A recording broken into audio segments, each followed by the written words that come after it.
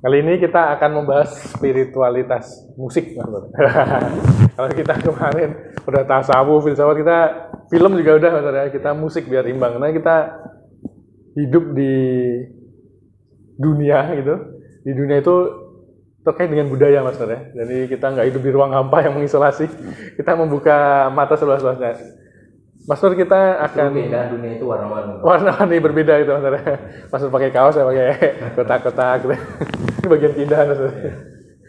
Kita akan membahas syair beberapa musisi tanah air, Mas Nur. Salah satunya adalah dari Bung Iwan Fals. Udah nggak Bung sekarang sih, Bang. Bang Iwan itu legendaris ya. Tapi sebelum masuk ke situ, memang ada beberapa pakar mengatakan bahwa pada saat para musisi atau seniman itu melahirkan suatu karya ya, ada proses transendensi diri, maksud. Artinya percaya atau enggak itu ada suatu spiritualitas yang dia terhubung dengan, kalau Al-Farabi nyebutnya akal ke-10 gitu ya, malaikat Jibril. Tapi saya nggak berani jauh sampai situ. Intinya ada suatu transendensi terhubung dengan wilayah spiritual, maksudnya. Dan itu mengalir pada lirik lagu bagi seorang penyanyi, mungkin dalam lukisan juga ya.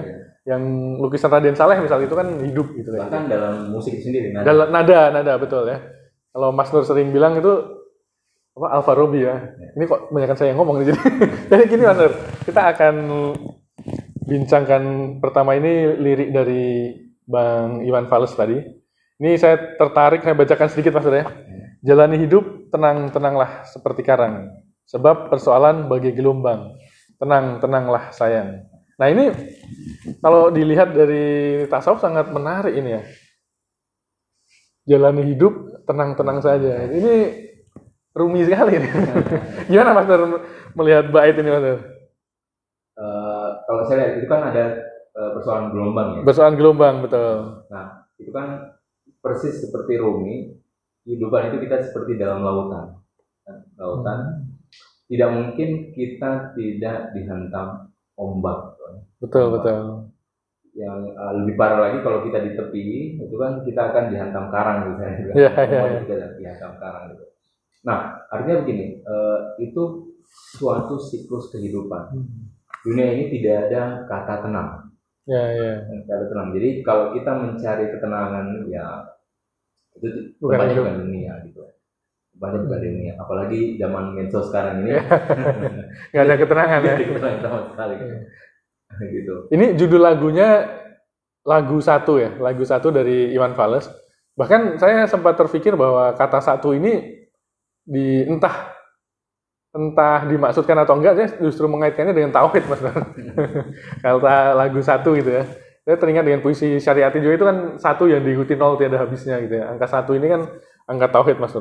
Tapi menarik bahwa dalam hidup kita ya mau nggak mau harus ada persoalan, Mas. Yang menarik di bait selanjutnya itu, yang bait yang juga menarik itu diawali dengan tenang. Tenang ya, diawali dengan tenang dan diakhiri dengan tenang juga. Seperti karang, tenanglah. Seperti karang, tenanglah gitu. Jadi woles wae, Bro, gitu ya. Apapun seberat persoalannya, tenang gitu ya. Cuma menariknya ini, Mas Nur.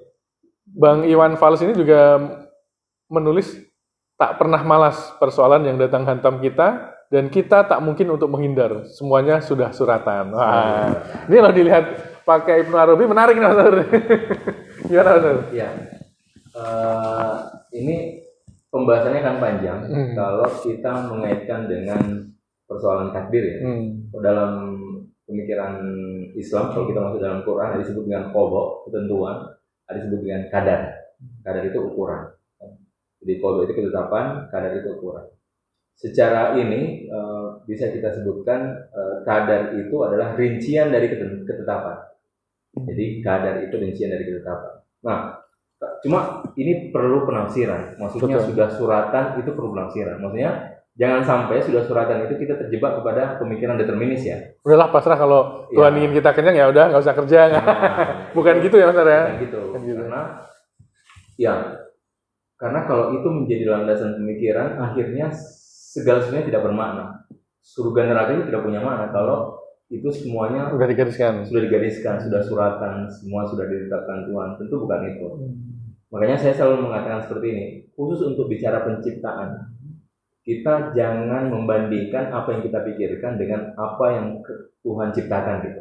Misalnya begini, saya selalu memisalkan, mungkin teman-teman pernah nonton film I, Robot, Will Smith. Itu film robot bagaimana manusia berusaha menciptakan manusia dengan memisalkan robot. Jadi intelligent artificial. Jadi dia memasukkan satu chip ke dalam robot itu, dan robot itu akan berjalan sesuai dengan chip itu tadi. Kan?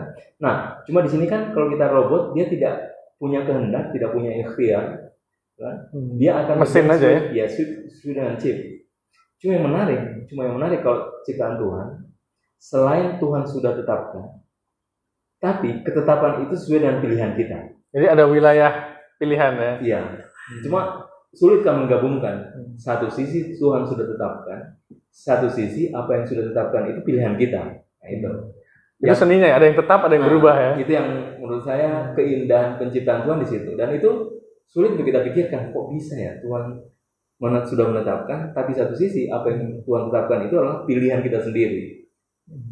Makanya kalau kita kan tidak mungkin ya. Kalau dalam film robot, film di Will Smith yang diperankan oleh Will Smith, Robot, itu kan dia hanya mampu bahwa menciptakan satu robot yang kelakuannya persis dengan manusia, tapi semuanya berdasarkan dengan program yang dimasukkan.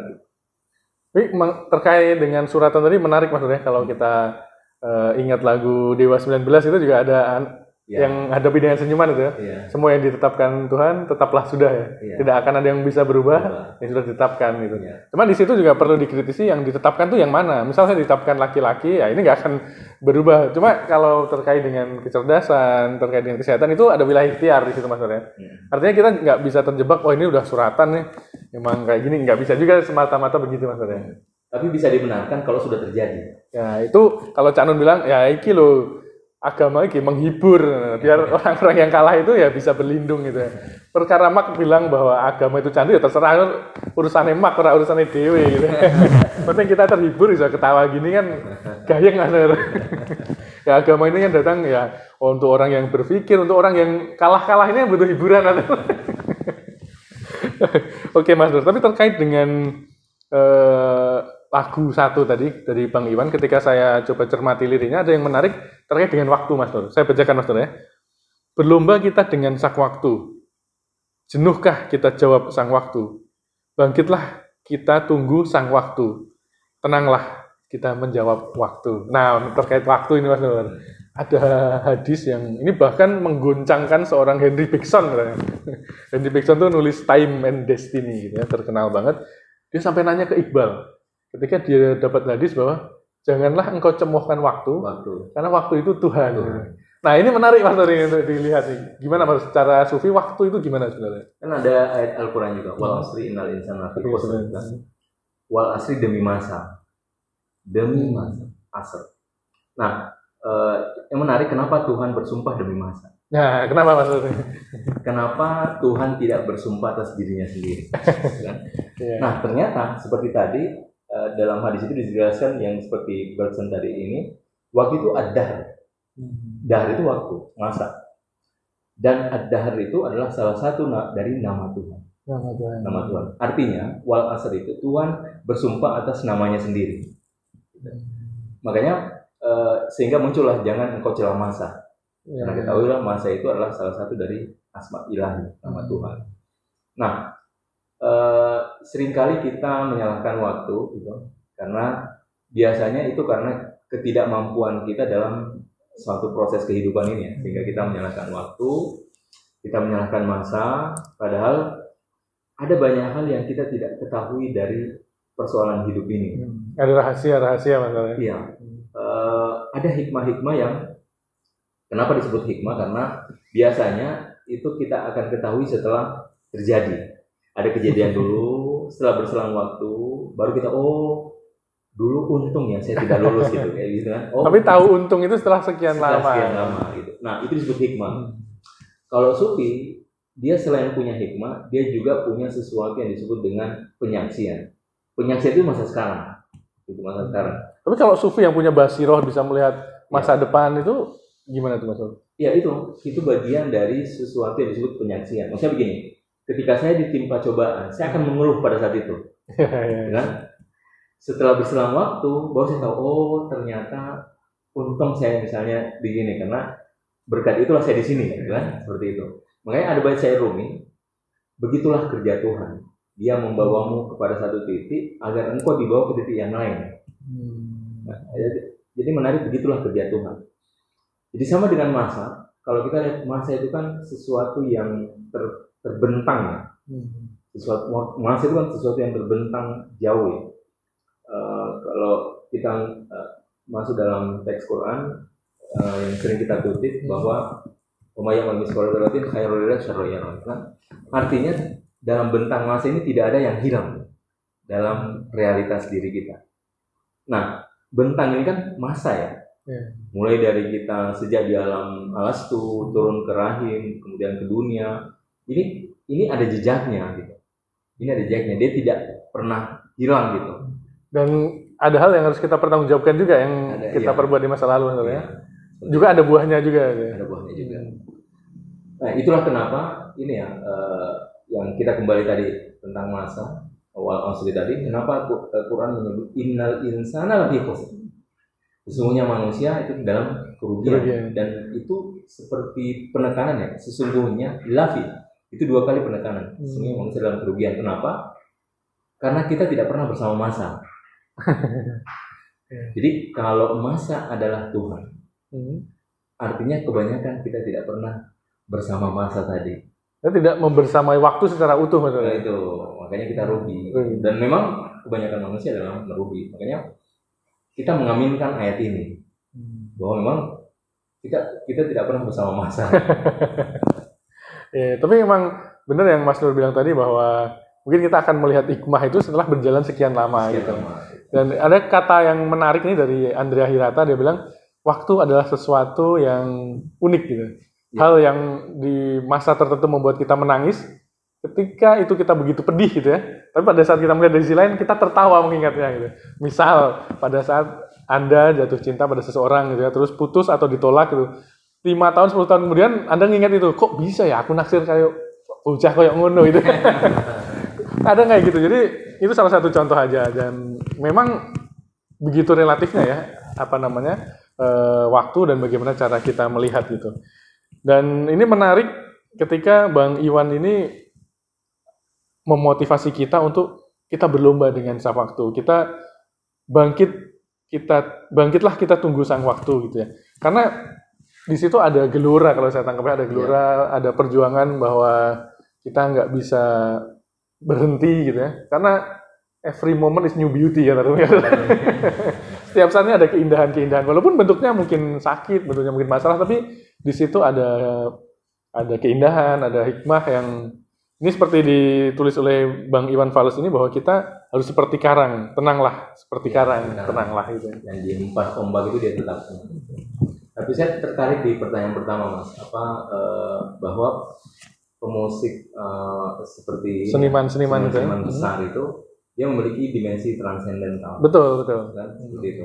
Saya teringat ini, kalau mungkin teman-teman kenal Kitaro, musik gitar ya. Penyanyi musik ya. Klasik. Itu. Ada ungkapan yang menarik menurut saya, dan itu ungkapan saya tidak pernah lupa ungkapan itu oleh Kitaro. Dia mengatakan, seandainya saya tidak punya tahu, saya akan mengikuti jejak Mozart bunuh diri. Gitu ya. Kenapa dia memilih bunuh diri? Apa ada? Jadi dia ingin memiliki keindahan yang lebih. Dan itu hanya bisa diraih dengan bunuh diri. Bukan. Karena begini, bunyi itu kan bentuk. Ya. Bentuk itu masih terbatas. Oke. Dia harus masuk dimensi kesunyian. Yang mungkin di situ justru tidak ada musik, dan itu dia hening gitu ya. Hening, dan itu justru keindahan gitu. Suwung gitu. Ya. Dan itu tidak akan selesai dengan musik. Ya. Nah, itu diwakili oleh Tao. Gitu. Jadi dia nyebrang ke Tao ya. Makanya kata Kitaro, seandainya saya tidak punya Tao, saya akan mengikuti Mozart untuk berdiri. Artinya Kitaro berhasil menemukan keindahan dalam kesunyian. Kalau enggak, mungkin nggak Mozart, dia motifnya kan kita menghakimi aja Mozart mungkin bosan dengan dia, benar dia punya motif yang lain gitu ya. Saya jadi teringat Halatz sebenarnya ketika Halatz di malam hari itu sebelum esoknya dieksekusi, saya baca di biografi Halatz itu dia membebaskan bahkan sekitar 63 sahabatnya. Dengan segala karomanya dia bisa menjebol dinding-dinding tahanan dan membawa para sahabatnya pergi. Ketika ditanya, "Alas, ayo ikut bersama kami." Tidak, ada keindahan yang hanya bisa aku saksikan di tiang gantungan. Artinya memang ya kayak Bu Tejo itu dengan buru-buru menghakimi kan ya. Gitu. Ini menarik ini Mas Nur, kita ngomong spiritualitas musik ya. Artinya musiknya Bung Iwan Fals ini mungkin tidak diniatkan untuk dibahas secara tasawuf ini, tapi kita memperkosanya secara tasawuf ya. Ini kan kebebasan untuk menafsir ya. Dan kita coba melihat dari sudut pandang tasawuf, karena memang spiritualitas musik, mungkin kalau suatu saat kita ngobrol sama Bung Iwan, saya yakin sih ada sisi spiritualitas pada saat menciptakan teks ini gitu ya. Dan memang kalau saya lihat, saya kan salah satu penggemar lagu-lagu Bang Iwan ya, sejak SMA sampai sekarang gitu. Dan memang beliau untuk nyari inspirasi itu kadang pindah-pindah tempat gitu. Dan nuansa mistisnya kuat ya. Kuat. Saya sering nangis tuh kalau denger lagu Ibu ya. Mungkin suatu saat kita bedah Mas Nur itu, wah itu luar biasa itu. Nggak pernah bosan. Nggak pernah bosan. Nah, terkait dengan musik ini Mas Nur, ini kan ketetapan ini saya tergelitik sih ya, karena ketetapan Tuhan itu seringkali membatasi kita untuk berusaha di satu sisi, tapi di sisi lain juga kadang pelarian diri terindah itu. Jadi oh ya udahlah, mungkin memang Tuhan inginnya sampai di sini gitu. Nah, ini dengan musik kita bisa bermain-main di wilayah paradoks itu Mas Nur. Yang sesekali kita kencangkan semangat, di sisi lain ya udahlah mungkin menghibur diri gitu Mas Nur. Kalau Mas Nur selain Bang Iwan tadi ada Kitaro gitu ya. Kalau dikaitkan sedikit aja nih Mas Nur di bagian akhir dengan filsafat Nietzsche gitu Mas Nur ya. Gimana Mas Nur melihat kodar ketetapan dan kejenuhan hidup gitu ya. Ini karena di sini juga ada lirik ini Mas Nur. Sampai tanah ini inginkan kita kembali. Itu saya sempat tergetar pas baca ini ya. Takkan berhenti menghangati hati kita. Sampai tanah ini inginkan kita kembali. Artinya sampai sebelum mati kita tetap harus berjuang gitu Mas Nur. Ini Nietzsche banget ini ya. Menyerah adalah musuh besar kami gitu. Justru Nietzsche ada satu quote yang menarik tentang musik. Jadi hidup tanpa musik adalah hidup yang salah. Gitu. Artinya Nietzsche juga sangat menikmati itu ya. Dia justru terpengaruh oleh Wagner ya. Wagner sampai dia menulis tentang itu, terinspirasi nulis tentang tragedi. Dia bagaimana? Saya juga heran itu. The Birth of Tragedy, saya ingat lahirnya tragedi itu kan. Itu kan Wagner. Dan walaupun di kemudian hari Wagner dicela habis-habisan sama dia. Tapi pernah dipuja. Dan kalau lihat film Hitler itu kan juga sangat mengagumi Wagner. Iya. Hampir seluruh keheningan, kehampaan dia itu diisi oleh Wagner. Gitu. Artinya musik ini memang sebenarnya luar biasa, dan mungkin semua orang itu pasti ada menikmati lagu musik itu dalam keseharian. Bunyi-bunyian. Apapun bentuk bunyiannya. Kalau saya alirannya metal Mas Nur, melo total. Jadi sehari saya mendengar musik-musik yang melankolis, tapi justru dengan mendengar yang melankolis itu saya semangatnya bangkit. Agak aneh sih memang, tapi ya begitulah gitu Mas Nur. Saya ingin menutup bagian akhir ini Mas Nur dengan mengutip Nietzsche tadi. Walaupun ini tidak kaitan dengan musik, tapi cukup eksentrik gitu. Kata Nietzsche, aku tidak akan menyembah Tuhan yang tidak bisa menari gitu. Ini artinya saya bukan ingin membawa ini pada menari, enggak, tapi sembahlah Tuhan yang kamu alami itu. Mungkin teman-teman musisi itu ada pengalaman-pengalaman transendensi yang tidak bisa dilihat secara fikih, memang secara hukum fikih, hukum syariat mungkin akan susah ya, tapi dengan tasawuf, dengan filosofi akan lebih masuk itu. Karena ya seperti yang sering kita bahas ya, mendekati Tuhan itu sebanyak tarikan nafas hamba-hambanya gitu sebenarnya. Dari musik, dari spiritualitas. Kali ini kita bahas musik untuk pertama nih, spiritualitas musik yang insya Allah kita akan hadir dengan bait-bait syair yang lain Mas Nur ya. Walaupun itu mungkin syairnya kelihatan duniawi, kita akan buat jadi mistis. Kita transendensikan. Terima kasih Mas Nur. Terima kasih teman-teman. Terima kasih Bang Iwan Fals. Mohon maaf nih kalau kita agak ngawur ya Bang menafsirkannya. Tapi ini sudut pandang kami sebagai penikmat, sebagai pengagum Bang Iwan. Kami sangat tercerahkan dan tersemangati Mas Nur ya untuk berlari, untuk tenang seperti karang Bang Iwan. Terima kasih.